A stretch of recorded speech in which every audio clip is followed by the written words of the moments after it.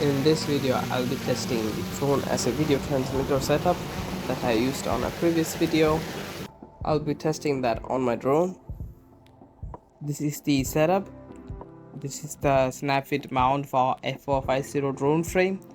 This is the phone holder. You can screw this onto the snap-fit mount, and this is the battery holder for this battery. It is a snap fit for easy removal. All models are available in description for 3D printing. This is how it looks. Finally, our ESP for repeating the phone signal.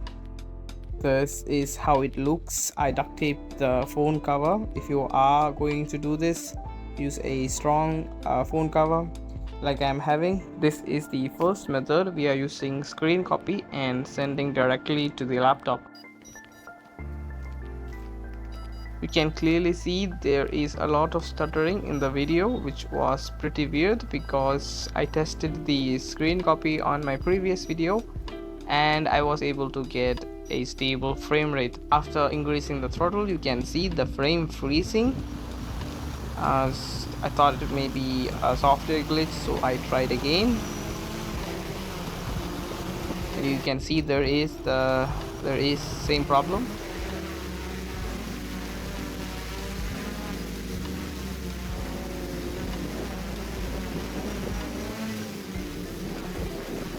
So now I used the ESP32 as a relay. So now it's working like this. On the left side is the received video, and on the right side is the recording, and in the middle you can see the data rate. I set a low resolution and a low bit rate. Even on this setup, which should have given me around 300-400 meters, was not working properly and was giving me around 20 to 50 meter range, and it was stuttering all the way. Then I realized it may not be the software but the Wi-Fi. So I checked my Wi-Fi channel to see is there any issue with it, but I don't think there is a big problem. The best way to fix it is not use the 2.4 gigahertz Wi-Fi band. If you have 5 gigahertz, use that, and you can see.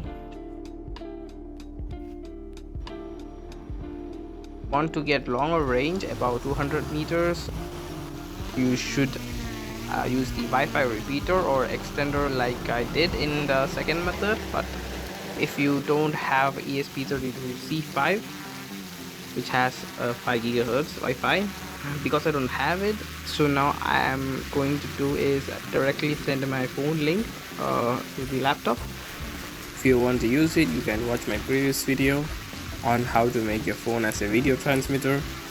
Consider to subscribe and give a like.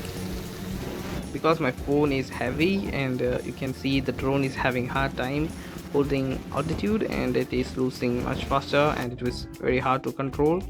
I'm having a 3S battery. I should have used 6S battery. I think it was a bad idea, and thank you for watching.